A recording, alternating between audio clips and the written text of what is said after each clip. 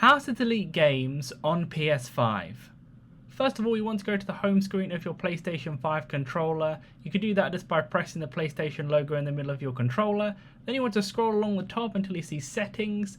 You can go to the D-pad to the top right hand corner, click on Settings, then scroll down until you see Storage. Click on Storage, and then you will see you can go to the right and click on Games and Apps.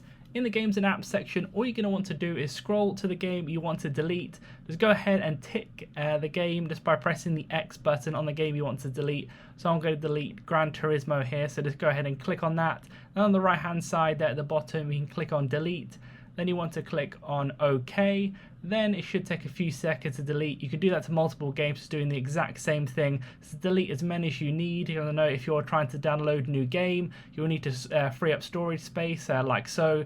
So you can do that as many times until you can eventually have your download complete and have enough space for it. So leave a like on the video if it helped and subscribe for more helpful videos.